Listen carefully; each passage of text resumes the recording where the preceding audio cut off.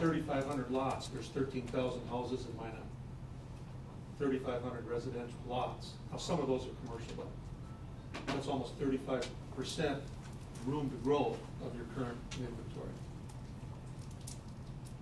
Yeah, it's an investment that's been made but hasn't been realized yet. And so with the downturn in growth at the moment, and those lots sitting there, we have a whole lot of money to collect still when those lots get occupied. But right now, we've already paid out all that money to make those connections. And that's part of the concern here. One of the things in this discussion that I heard a lot of times was the to and through costs. Right. Generally, I mean, you can't go and build a new water main all the way from the plant just to the edge of that development and stop there, because what happens when the next development comes? So it has to be sized accordingly, and that's what has been done. So it has that capacity for growth. We just need the growth to show up. Anything else? Thanks, David. Thanks. So up to this point, we've talked about our revenues at the last budget workshop. We've talked about the state of our expenses to this point in the presentation. Now, what we want to do is sort of transition a bit. You hopefully have gotten a better understanding of what types of expenses the city incurs and what those expenses mean in regard to the operations, maintenance of our city. Let's talk about what the future obligations, or what does the future hold as it relates to looking into the crystal ball and figuring out what additional expenses are coming our way. Here's some expenses you're well aware of, and maybe some you're not. We know that the flood control projects that we have been working diligently on over the last many years are finally coming to fruition, particularly phases 1 through 4. We know that the state government, North Dakota State Legislature, has apportioned its proportionate share to the flood control projects in Minot to the tune of about $193 million. The city has to come up with its $112 million of local costs. So we know that that's an immediate local share amount that we've got to identify. If we continue the project as it is conceived all the way to its end, the local share cost is going to be $350 million, which again is 35% of the $1 billion flood control project. Alderman Sitma. Just for reference, Mr. Berry, if the federal government ever comes on as a financial partner, where do they fit into that? So they would likely offset, it's a great question, they would likely offset the total project cost, and then each of the proportionate shares would be reduced as well. And we are working to try to get the federal interest improved at this point in time on those projects. And Tom, just the estimate on the maple diversion is, you guys gotta help me out, 90 to 110? For local share or for total cost? No, for the total cost. Total cost. Dan, do you have that off the top of your head? Yep. Yeah. But the federal share would be, the interest that they're showing is in that portion of it, it would be something less than that to meet the BC ratio, and then it would be 50% of that, because it would be 50% cost share to the federal funds. And the BC ratio, for those of you who aren't familiar, is the benefit cost ratio that the federal government looks at in the rating of these projects to evaluate whether or not they want to participate in financing portion or all of that project. I don't mean to get deep in the weeds. Dan, is that because they're currently evaluating us at 1, and we're trying to figure out a way to get to a 2? Right now, what we're seeing for BC ratio is about 1.5. Typically, projects don't get funded until they're 2.5 or better. My understanding is the reason that's important is because it's not just the federal's, the interest has to be there, but we have to go through the federal appropriation. So if it's up to a 2+, then the feds are gonna be more likely to fund the thing. So that's why Dan's working diligently to bump that number up. Thank you. Good points. So that's why we say what's coming. We know somewhere we're going to have to identify between $112 million and $350 million for the entire project over whatever specified period of time we can attempt to complete that project. The NAWS, the Northwest Area Water Supply Project, something that's been in the works for many, many, many years. We do have about $34 million in the bank currently that we've saved up over time. We will need an additional $12 to $45 million to finish this project. And that number varies because of the unknown contribution that the state or maybe even federal government will make in regards to the biota treatment plant that's going to be required for this particular project. So if we can get a federal or state interest in that biota plant, it looks more like we'd have to come up with an additional maybe 12 million. If we can't, we'd have to finance that other portion, and our local share, these are local shares by the way, would go up to about 45 million. The unfunded pension liability. This is the city's personnel pension program. It's been closed. Those liabilities have been confined. Right now that liability, unfunded liability, is $60 million. And you may recall when Lisa went through that information, when you close that unfunded liability, we have to rely on actuarial as well as investment projections. And unfortunately, if you refer back to page 10 of your notes, I don't have the slide number, the top of page 10 talks about the city's pension contributions and liabilities. So what you can see is that in 2007, when the pension was open, the unfunded liability was about $25.7 million. Today, the unfunded liability is about $61.5 million. So I'm off by about $1.5 million here. Which means that over that 10-year period or so, there's been an increase of 138% in the unfunded liability for the pension. Because we haven't been able to meet, because the program's been closed and we haven't been able to meet the projections on investment returns, and a couple of other reasons, you'll notice that the city's contribution to finance this unfunded liability on an annual basis in 2007 was only $1.6 million, but now it's pushing $5 million.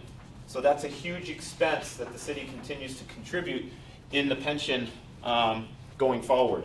We do hope that those numbers will stabilize, and then we hope also to see a reduction in that over the years that come as people leave the pension. But that's a huge concern for us. Average annual project bonding. This is kind of the day-to-day project funding mechanism that we use. We bond for capital construction projects that we build inside the city. Typically, we've been pushing about 18 to 25 million per year, depending upon the project and depending upon the year. So those are also costs that we're going to want to be considerate of moving forward. There's been some talk about a new city hall, and depending upon how we can advance that, if we're going to advance that, cost estimates range anywhere between $5 million for repurposing an existing building, upwards of $25 million for acquiring land and building a new city hall on top of that land. So we haven't really gotten too much in the conversation here, but those are monies that we're going to have to consider moving forward. I can tell you as the newest, or maybe not the newest, because Dave's been there less time than I have, but as one of the newest members of the City Hall family, we are out of space in City Hall. There's nowhere to put anyone at all. We have people working out of closets, sharing offices. The mayor doesn't have a place to work. We're out of space. And we're having to push people out to the Public Works facility in order to just find offices for them. Other potential costs that are coming our way that we want to be conscientious of. Environmental and regulatory upgrades and requirements. We haven't really talked a whole lot about this, but it is highly likely that in the next decade, maybe less, our city may be asked to build a wastewater treatment facility. Okay? The nutrient rules are changing nationally, and I can speak firsthand on this. Working for the city of Meridian in Idaho, this came our way and ended up costing our wastewater treatment plant $120 million to upgrade to meet those new rules. So we do not have a wastewater treatment plant. We do have a lagoon system, but this cost would be to develop a wastewater treatment plant that would comply with those environmental and regulatory requirements. Deferred maintenance and operations. This is an area that we want to pay particular attention to going forward. Budgets are tight now. They've been tight for a while. And one of the things that commonly cities tend to do is kick the can on maintenance, and that has a cost over the long term if you keep kicking that can. Right now, we believe that there's about $20 to $30 million in deferred maintenance operational costs. We want to get this rectified. I'll show you a graph on kind of what the plan or approach is to consider moving forward. But eventually, if this gets too high, you end up having to replace everything. The repair option is taken off the table. Rising personnel costs. This is something that is not just salary driven. It's also related to benefits, including healthcare costs, which the city can't control, and other costs, insurance costs and whatnot. So that's something that we also have to consider. And again, as our HR director just said, one of the biggest cost centers for the city are personnel costs. And that's because we are a very large service sector organization. So those are some big ticket items that are coming our way, but it doesn't stop there. I asked all the directors about a month and a half or so ago to put together what they believe will be their expenditures above and beyond the current budget. What expenditures are coming our way as it relates to new costs? And each department identified what those expenditures are. I won't go through all of them. They're in your sheet here. And again, like I say, we'll get you a bigger printout of this. But we're talking in the next 5 years of having to identify $68 million. Now, this is unconstrained at the moment. We haven't gone through and vetted out the priorities and that kind of stuff. But at face value, the department heads have identified about $68 million of new money needs for operations of their various departments over the next 5-year period. Okay? This kind of detail will be vetted out as we go through our budget process. Okay? Now, this is an example of the cost of timely maintenance. And I want to thank our engineering department for helping put this together. This is more or less a theoretical view that I wanted to walk you through. And we're going to take the example of street maintenance, and in particular, pavement condition assessment and repair. So when we build a new street, that new street costs us on the order of about $10 or so for, let me make sure I get this right, original pavement costs about $10 or so per square yard in order to build. Am I getting this right? It's condition. Condition. Conditions on the line. Conditions on it. As that pavement begins to deteriorate, we can let that pavement deteriorate over its lifespan to failure and then some, and then rebuild it at the same cost plus inflation, and then let it deteriorate again. Or we can, through condition assessment and then modification of basic maintenance and repair program, augment the lifespan of that particular condition. And that trajectory looks like this. You build the street, you allow the condition of the pavement to deteriorate to maybe, say, 20% of its original condition, and then you invest in its repair, okay, or rehabilitation. And then you let it deteriorate to about 80% again, and you improve the condition of the pavement again. And you continue this so that your level of service or your quality remains about 80% or higher of the total condition. And that comes at the same cost in this model as it would if you rebuilt the entire pavement structure. But you'd have a good portion of time where you are at maybe fair to very poor conditions that you're driving on that pavement. So kicking the can is something that you can do, right? If we got to this point, let's say maybe 10 years in the life cycle of pavement, and we kick the can another 2 to 3 years, say maybe 4 years, we might get here, but now we're in these two different points here as it relates to condition assessment. So the cost, therefore, to bring the condition from here up to here becomes greater than it would from this point to this point here. Does that make sense? The whole point here is just it costs you more if you don't maintain it on a very consistent basis at a higher level, instead of allowing it to deteriorate and then having to invest a whole lot more to bring it back up to shape. This is why deferring maintenance on your systems, or any system for that matter, is problematic. Okay. Questions on anything we've discussed at this point in time before we move on? All right. Let's talk a little bit about the budget for this coming year. And we're not going, yes, sorry, Alderman. 68 million that department heads are, what's the nature of that? To improve quality of service to citizens, to replace outmoded equipment? All of that stuff. It's all of that, exactly. It's to ensure that adequate repairs and replacements are made. Some of it might be program enhancements. Other might be additional personnel needed in order to continue with some growth projections.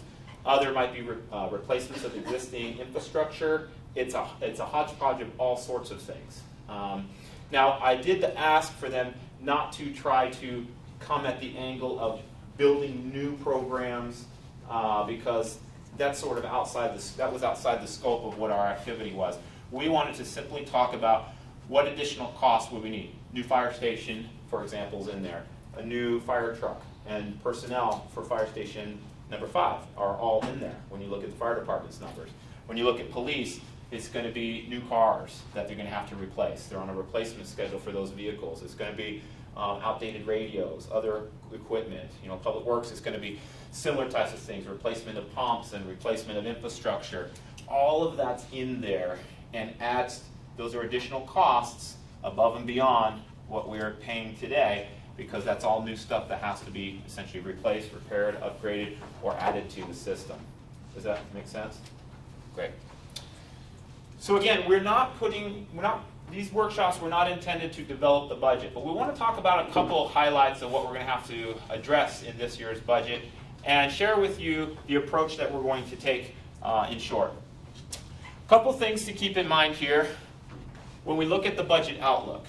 On the revenue side, we know that sales taxes, the revenue we get from sales taxes is going to be about 20 to 25% less.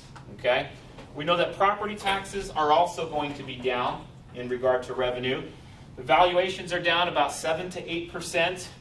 And we also know that property tax relief in the form of the state's relief is going to be down 12%. You may have read that in the newspaper. And we don't know yet how the city's property tax relief may be affected by both the state's reduction and adjustments to sales taxes that we're likely to make in order to accommodate funding for the flood control projects. Make sense? The sales tax ad hoc committee is meeting. They've reconvened last week, and they'll reconvene again on June the 6th. And staff are working diligently to try to put together some financing models to help get a sense of how we can cash flow those flood control projects and how much of the sales tax we're going to need to set aside for flood control. So as we carve out more money in sales taxes to put aside for flood control, we will have an impact on the other things that have been financed in the sales tax apportionment. So that's why I put big question marks here, because that work's not been done yet, and I don't know how it's going to end up. On the grant side, we know that state aid is going to be reducing significantly. We talked about this the last time we met. Surge funding, essentially down to zero. There's no additional money that the state has. Keep in mind, this was about $36 million in last year's budget. Gone. Not going to have that this next year. Okay. Hub City funding, down about $2 to $3 million. And then federal funding is drying up as well. You may have heard that the new administration is cutting back on some of the programs that we have maybe relied upon in the past as it relates to funding. So this is kind of the outlook when we look forward. These are the kinds of things we're going to have to be considerate of. And as you can see, it's not just 1 or 2 or 3 challenges. It is a whole lot of challenges. When you add that also to the expenses that we've just walked you through in regard to the kinds of things that we're going to need to try to find money for, you can see we have this double whammy situation that it's going to be a difficult budget year for us. What are some risks and vulnerabilities as we consider this budget that we're about to start work on and the next budget and the next budget into the foreseeable future? Well, there's a lot of things. The oil and gas economy could get worse or it could get better. And of course, that impacts the state's revenues, which impacts state aid to the city of Minot. The 3% property tax legislation, let's talk about that real quick. If a city had to make adjustments to its property taxes in order to maintain a certain revenue to cover its costs, its fixed costs, And it was restricted from doing so because the state legislature passed a not to exceed 3% adjustment without, and there could be all kinds of caveats to that. This was proposed this year. I've seen this proposed in many other states across the country. It'll continue to get proposed in the foreseeable future by the state legislature. If this happens, we will lose local control as it relates to being able to modify this portion of our revenue stream. And while some people might feel like that's a really great thing, it puts a lot of pressure on other areas inside the city. We either have to massively cut services or we have to find other revenue sources to make up for this. Okay? So that's something to consider because we dodged a bullet this year at the state legislature, but I'm told this is coming back in 2 years. So that's why it's prudent for us to make adjustments wherever, however we need to, as soon as possible. Special assessments and delinquencies. This is another thing. You may have recalled that the delinquency rate for special assessments was something on the order of about 3 to 4% almost a decade ago. Now it's up to about 9%. Well, who do you think carries those delinquency costs? The city, which means it's an added cost. The city has to carry that. Possible credit rating downgrades. We are absolutely in the best credit position we could be right now. We talked about that the last time we met. But, you know, if you're a credit agency and you're looking at the challenges the city's going to have to address, you might consider that going forward. So while we hope that absolutely does not happen, and we'll do everything in our power to keep our credit rating as high as possible, if it gets downgraded, the cost to borrow goes up, right? Bond sales. We're going to be selling a lot of bonds. There's always a risk that you couldn't sell a bond. And if we can't sell a bond, the city's going to be carrying that money until we sell those bonds. And I'm told that this almost never happens, except in one experience recently where one of the bonds didn't get sold and then had to go back out to market a couple months later and finally did get sold. So that's good news. So we hope that's not going to be an issue. But if we have a downgrade in credit rating, it may be more difficult to sell bonds. Just something to keep in mind. Property tax valuations. This is the first year I'm told by our property assessor that property tax valuations have gone down over the last decade or so. We certainly hope that's not the case, but it's all based on market. And if the market dictates that a reduction in valuations is prudent next year or is proven, then that's what will happen. And that could impact our revenues going into the future. E911 fees, those costs vary. There are additional burdens on police departments in regard to interoperability and other sorts of things. And these fees could be at risk or may be going up as well. So we have to keep an eye on those.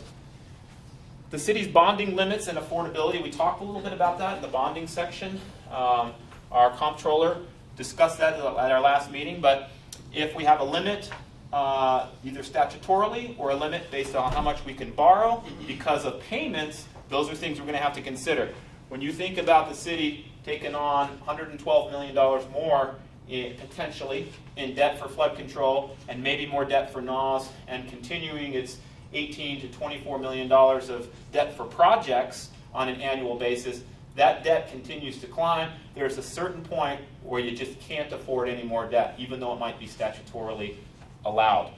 Rising interest rates, we've certainly seen the feds moving in this direction, and we expect that bond interest rates that we're able to get today are likely to go up. That means it's going to cost us more money, and it's going to have an impact on our purchasing power. Buyouts, a couple of things about buyouts. The more properties that we buy, I think right now we're up to 290 or so. Is that right? I'm looking, somebody know the answer to that? 280. No one has that off the top of their fingers. I think that's what I was told a couple months ago. Keep in mind, every property that we pull off the tax roll in the form of a buyout is our taxes that we don't get. And not only that, when you talk about serviceable but undeveloped properties, buyout parcels have services, but they're vacant. So we're not getting sales taxes, we're not getting property taxes, we're not getting fees in the way of water and sewer services. So every property the city buys reduces the tax roll for the city, and it adds to the costs of the city, somebody's got to maintain those properties too, right? So we got to go out and mow the lawn, keep the weeds down, and those kinds of things as well. So buyouts actually cost the city quite a bit of money. This unrealized revenue from serviceable but undeveloped properties, we've already talked about the buyout, and we've talked also about undeveloped parcels as it relates to these 3,500 lots that are out there that just there's nobody on right now, so we're not getting those revenues despite the fact that they are now serviced.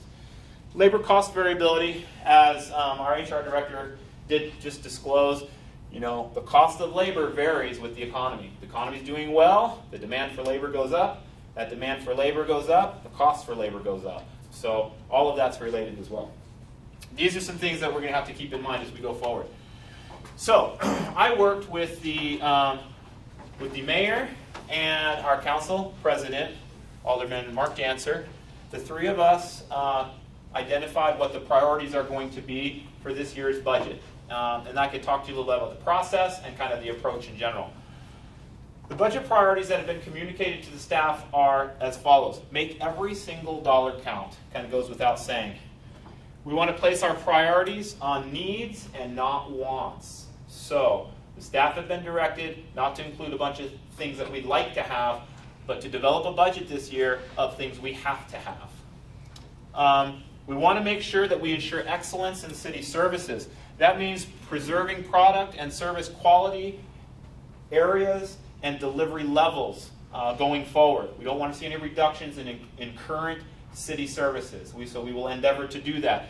And we want to make sure that we focus our efforts on the police and fire protection, water and sewer services, landfill and garbage operations, streets and roads, including snow removal. Okay? And that got a lot of attention this year, as you might recall. As well, our priority is to make sure that we continue to meet regulatory and safety requirements, that we protect and maintain all of the infrastructure we currently own and operate, that we improve the utilization of our technological resources. That means let's work smarter, not necessarily harder. Okay? So automation, telemetry, optimization, data acquisition software, these types of things are all things that can make us more efficient and hopefully in the long run allow us to be operate at a lower cost. Okay? Maximizing operational efficiencies and cost avoidance opportunities is what I just mentioned, and that comes in part by improving the utilization of our technological resources and also by additional evaluation on existing programs and services. We also need to look at right-sizing our municipal operation. Okay? This means programs, this means services, and this means staff.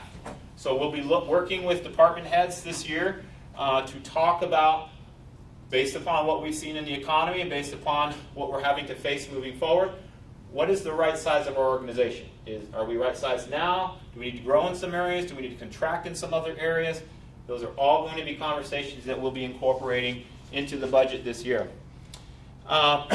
We've also discussed that any expansion of assets or infrastructure to the city has to be strategic and measured. We can no longer afford to just build haphazardly across the city. It costs a lot of money to do that, and we're tight on money right now.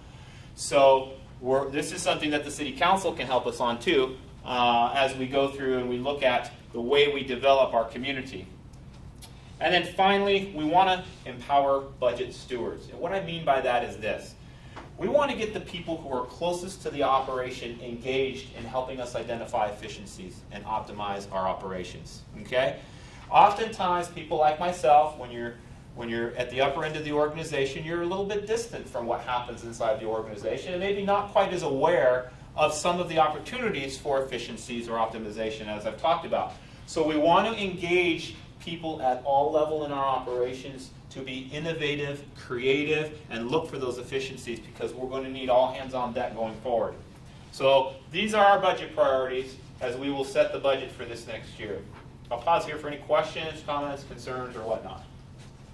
Alderman Straight. You just laid out the perfect rationale of why, I guess my question is, have you discussed asking for an amendment to the NDR money?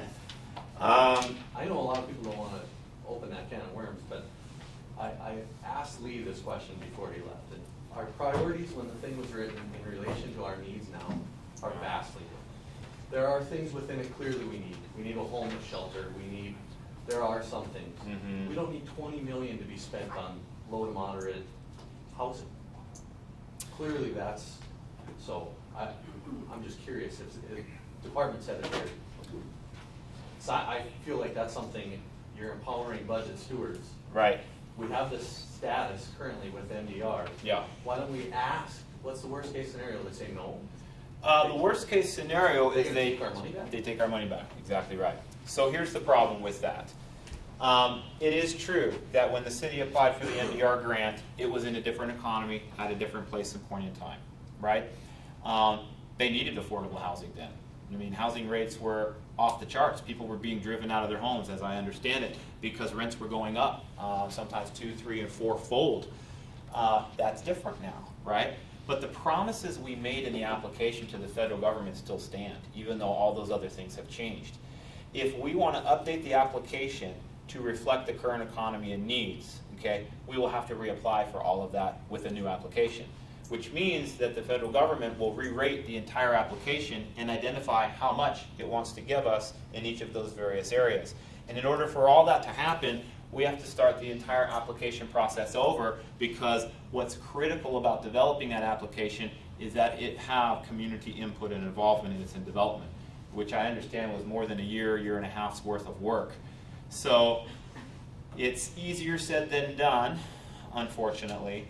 But if the council and community wanted that to happen, that would set us back at least a year to a year and a half, would be my guess, to go through all of those processes, update the application, submit the application, get it re-rated, and cross our fingers that whatever we said we wanted in the new application was something that we could get.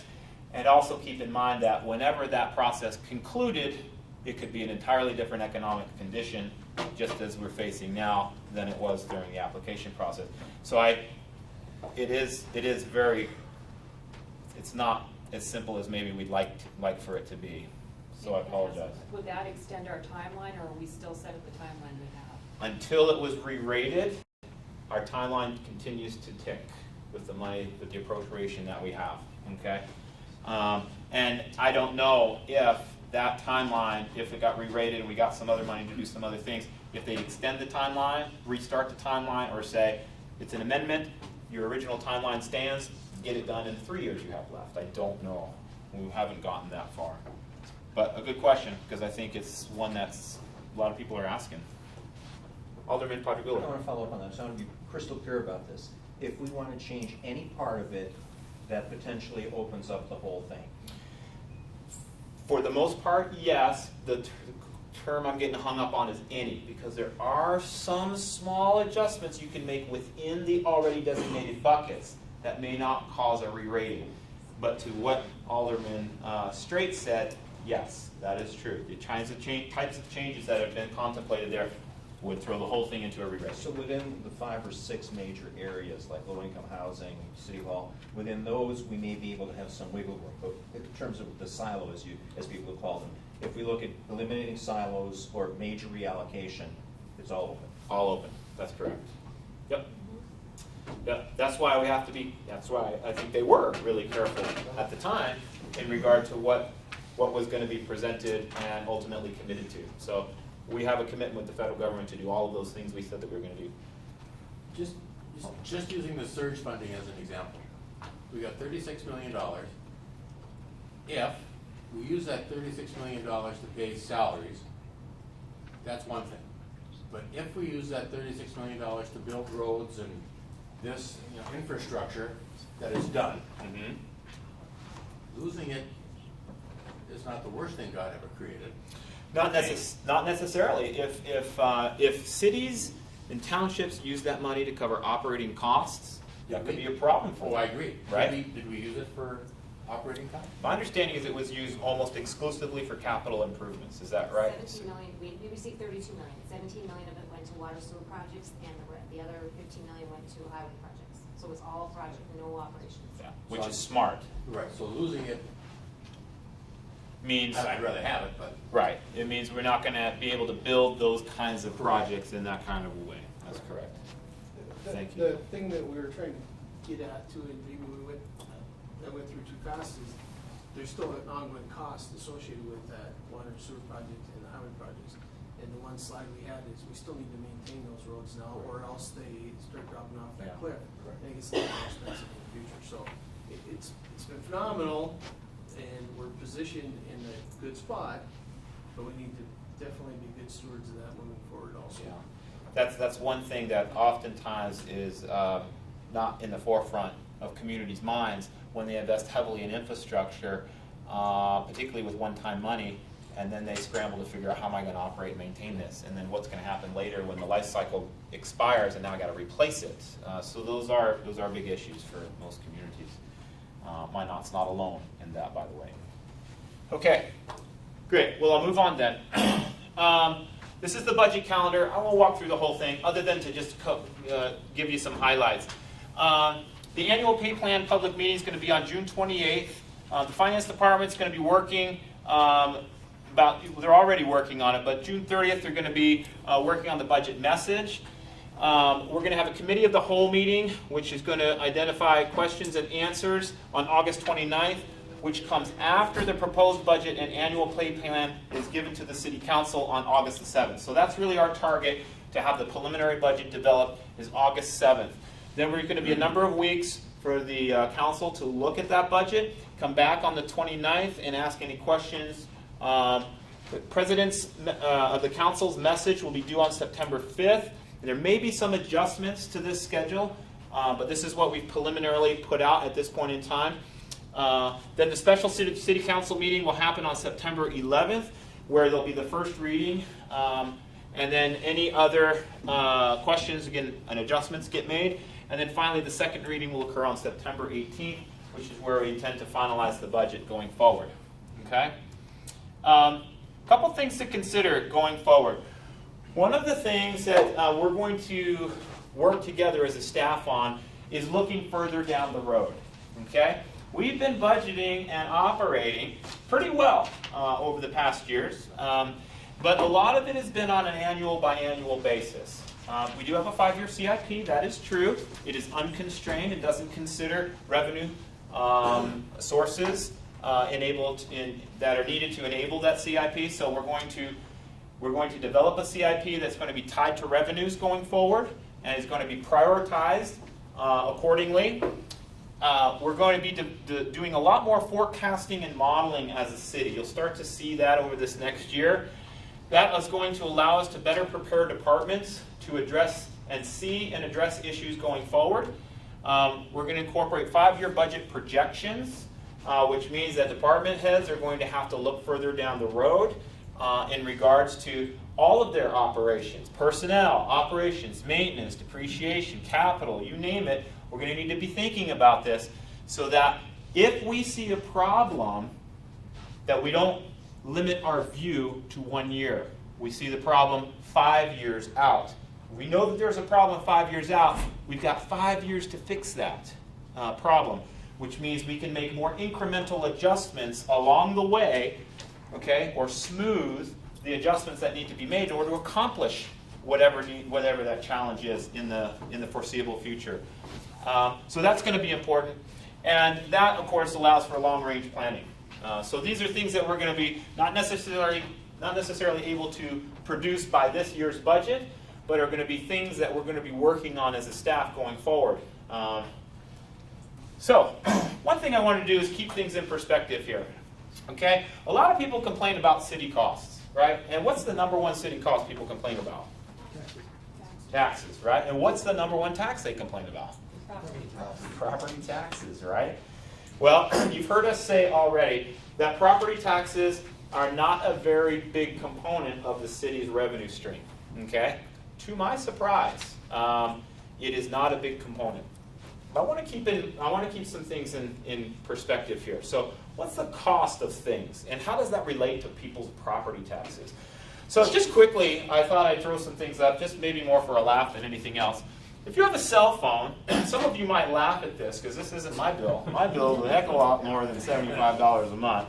But if it was $75 a month, you're paying $900 annually for your cell phone.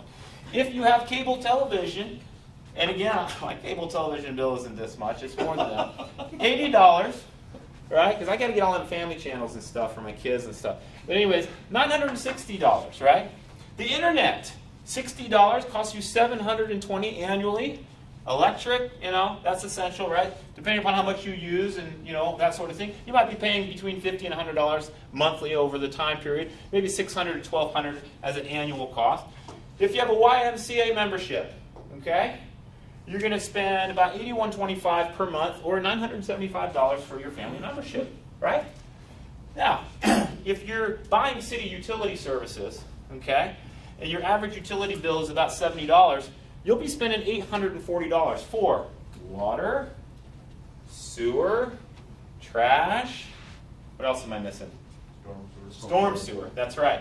So those 4 services cost you about $840 annually. Property taxes. It's a steal, man, when you look at this. $665 annually on the average assessed value. Now that doesn't mean, and this is to the city of Minot, right? We want to clarify that. This is not to the total bill, right? Because they pay a lot more. Our taxpayers pay a lot more than $665. This is all the city gets though, okay? And that's what we talked about the last time we met. So what does that mean when we look at the economy and how property taxes relate to our economy? Minot has a median household income in 2016, according to the census, estimated at about $60,721, higher than North Dakota and higher than the United States average. Of course, we have a higher cost of living too, right? So that median household income gets offset by some of the higher costs of living. Now, the unemployment rate for Minot is about 4.1%, which is slightly higher than the North Dakota rate, but certainly slightly lower than the U.S. rate. The average home in Minot's costs about $182,000.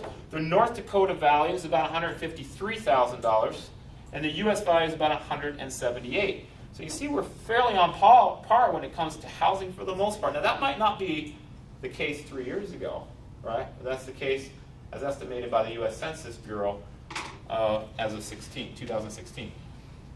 I won't go through all of this other than to say this is how they figure out the cost of living. What I did want to say is when you look at affordability, and this is all anecdotal. I want to caveat this section of the presentation down here as anecdotal, okay? I've been in the utility business for 17 years of my municipal career, and we always looked at affordability of our water and sewer rates, stormwater rates, all of these kinds of things. And one of the best ways to do that is to look at the guidance from the federal government about what affordability is classified as. That guidance says, according to the United States Environmental Protection Agency, that when it comes to regulations, particularly new regulations, the affordability of a regulation is evaluated against the median household income to what the cost annually of that regulation is going to be. And the threshold is about 2.5%. So what the federal government means by that is if a new regulation comes on board and that regulation is going to cost citizens 2.5% of their total median household income, it's considered affordable. Does that make sense? So 2.5% we're talking about environmental regulations now, new regulations, 2.5% is considered affordable. When you just, and that's why I say this is anecdotally, right? If you churn that and put it all into property tax jargon, our property taxes are 1.1% of the median household income of a Minot taxpayer. So that means only 1.1% of the average or the median household income goes to property taxes, which is an eye-opener.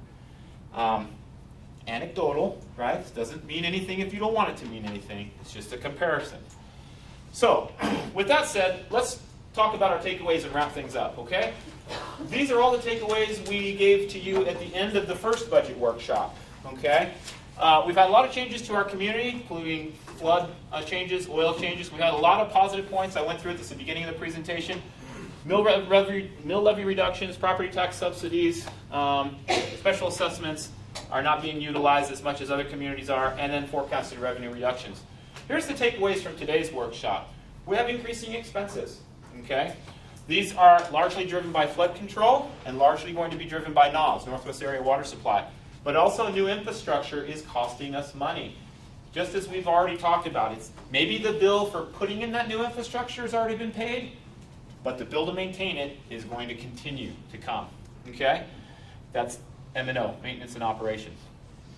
Personnel are also needed to maintain this new infrastructure or to maintain the new service levels that we've needed to accommodate the growth that we've had over the last 10 years.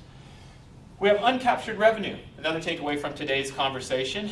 That means we have serviced but undevelopable lots. These lots are sitting out there. They're like onions in a field. And until we harvest them, we get no money from them. We still have to water them, we still have to maintain the weeds and all those kinds of things. But until those onions come up, we don't have the revenue from that.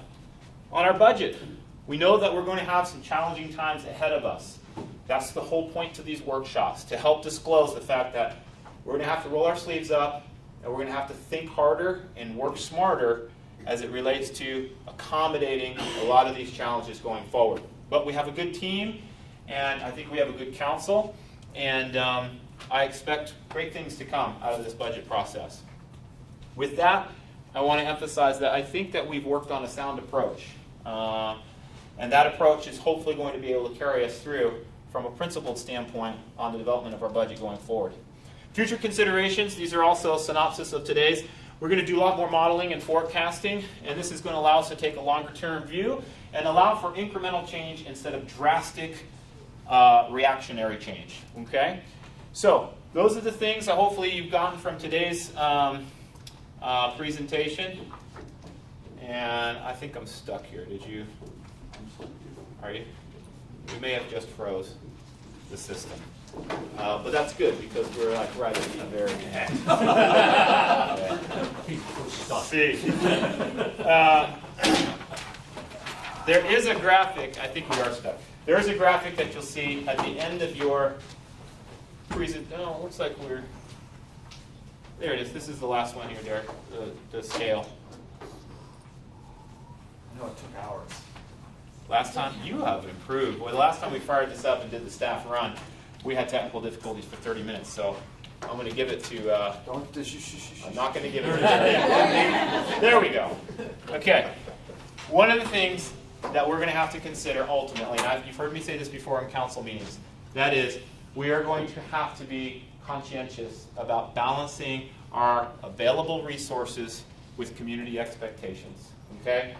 Everything we do is predicated upon what the community needs and what our council feels they can do in regards to advancing those needs. But like every municipal organization, those needs often outweigh the resources we have available to work with. So we're going to have to just do the best we can in regards to balancing those the best way that we can. It's going to be difficult this year. This will be a very difficult budget year.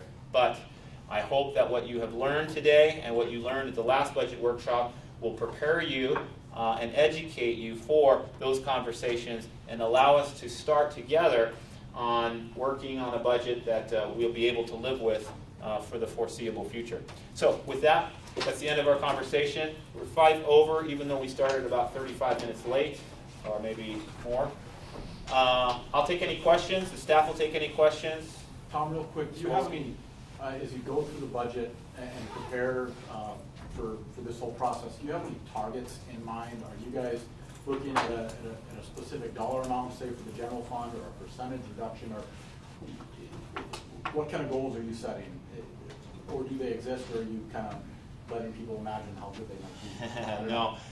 We don't have targets yet, to be quite honest with you. But what I've asked the finance department to do is pull together what our revenues predictions are going to be, because we have to start there, right? We can't grow money on trees, so we have to start with the money that we do have. What's that look like? And then we're going to be working with the staff to try to plug their budgets within those fiscal constraints. And where we can't is where we're going to have conversations about what do we do. Does that mean we have to cut more? Or does that mean we have to look for alternative revenue sources? And that could be in the form of taxes, it could be in the form of grants, it could be in the form of efficiencies, it could be in the form of whatever. So it's really early to say just yet. I'm uncomfortable with that because I'd like to know that myself, but the reality is we're just not there yet. We need to get through the legislative piece. We have a lot of money coming from the state in the regards to flood control, which is great news, but we're also seeing massive reductions, as I mentioned, in other areas. Until we knew all of that, we couldn't really put that stuff together. But my hope is over the next 2 months, that vision will be a lot more clear. Okay. Other questions? Okay. I hope that you've enjoyed this. I'll stay around for a few minutes after if you have questions. Otherwise, please don't hesitate to email me, any of the other staff. Again, I want to thank the subcommittee for putting all of their time and effort into this. I hope that you have found it valuable. And again, I want to thank you for your time and attention.